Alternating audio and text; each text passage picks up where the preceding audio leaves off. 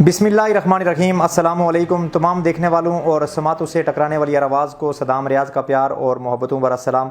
Fast news network की screen पर आज प्रोग्राम के मेहमान सियासी और समाजी रहनुमा सरदार इफ्तिखार अहमद ख़ान, आज़ाद कश्मीर हल्का L24 सुदनौती 2 से इनका ताल्लुक़ है। 2021 के आम इंतखाबात के लिए पाकिस्तान पीपल्स पार्टी के पार्लिमानी बोर्ड के पास और अपनी जमात पाकिस्तान पीपल्स पार्टी के लिए कागजात नामजदगी जमा करवा चुके थे।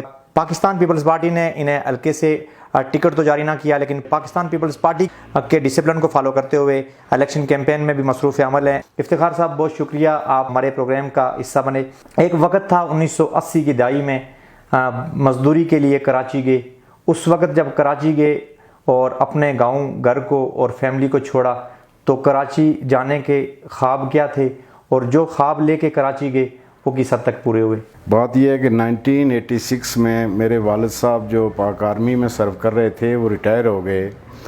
घर में सबसे बड़ा मैं था और मेरी कुछ ज़िम्मेदारियां थी कि मैं वालिद साहब की सपोर्ट कर पाऊँ। उस सिलसिले में मैं कराची गया और मेरा मकसद यही था कि मैं जहाँ मेहनत मजदूरी करूँ वहाँ अपनी तालीम को भी जारी और सारी रख सकूँ। अल्हम्दुलिल्लाह मैंने मेहनत की, 24 घंटे भी मेहनत की। मैंने घर को भी सपोर्ट किया और अपनी तालीम को भी जारी रखा। मास्टर किया, LLB की और उसके बाद कंटिन्यू मैं सर्विस भी करता रहा। फिर 2010 में मैंने अपना बिज़नेस शुरू किया। अल्हम्दुलिल्लाह उससे मुझे बहुत सपोर्ट हुई। मुझे जहाँ आप अभी बैठे हुए हैं ये जगह भी मैंने अपने बिज़नेस के जो सरमाया था जो मुझे मिला उसकी वजह से मैं ये बनाने में कामयाब हुआ हूँ। बाकी ठीक है, महरूमियाँ भी रहीं, मुझे मुश्किलात का सामना भी करना पड़ा शायद, लेकिन अल्लाह का शुक्र है किसी के आगे हाथ नहीं फैलाना पड़ा। मुश्किल तरीन हालात में LLB किया और LLB के बाद ख्वाहिश थी कि मैं वकालत करूँगा।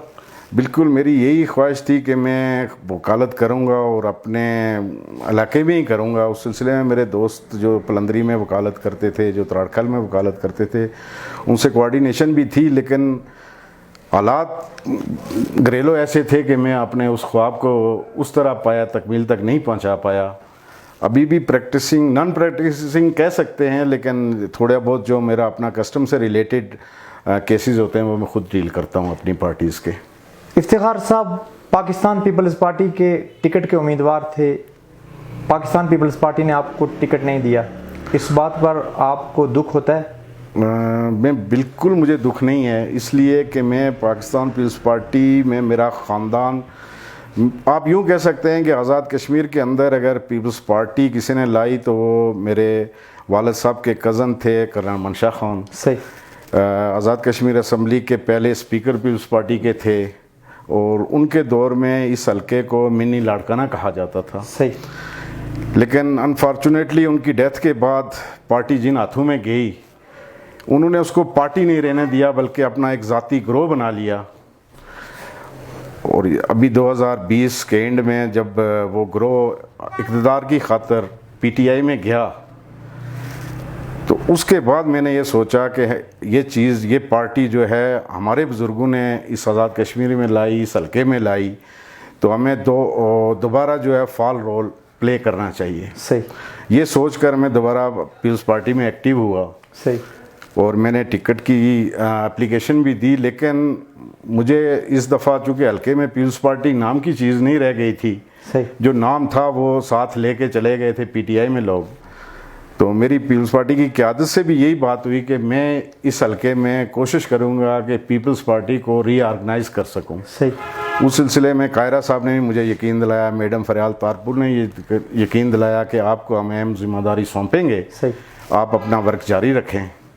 मुझे कोई शौक़ नहीं थी टिकट की, एप्लीकेशन ज़रूर दी थी, लेकिन कोई शौक़ नहीं थी। मैं खाली अपना ये मुद्दा वहाँ बयान करना चाह रहा था, वो मैंने कर दिया।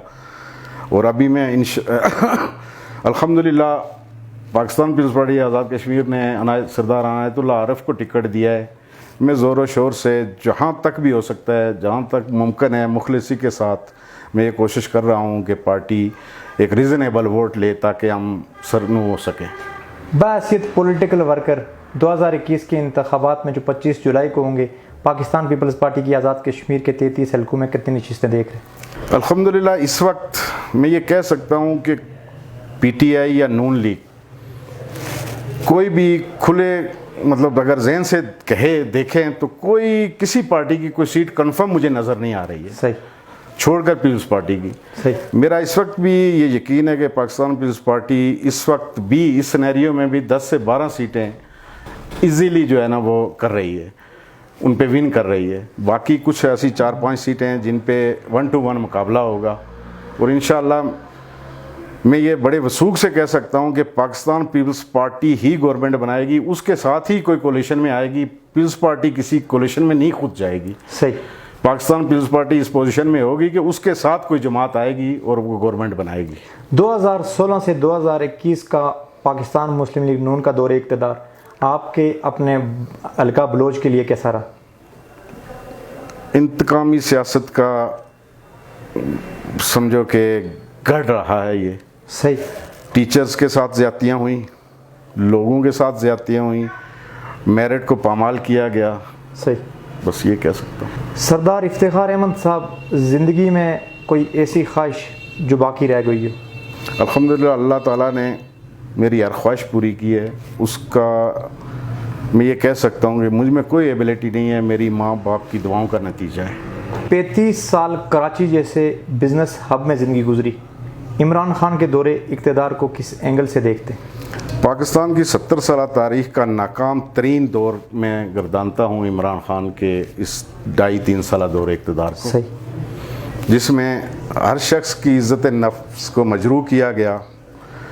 بجائے 50 کروڑ نوکریاں دینے کے ان کو بے روزگار کیا گیا. 50 لاکھ گھر بنانے کے بجائے لاکھوں گھر گرائے گئے، اور بے شمار لوگ جو ہیں وہ اس وقت غربت کی لکیر سے نیچے اپنی زندگی بسر کر رہے ہیں. بس یہی کہہ سکتا ہوں. زندگی میں ریاست آزاد کشمیر کی سیاسی شخصیات میں کس شخص سے انسپائر ہے؟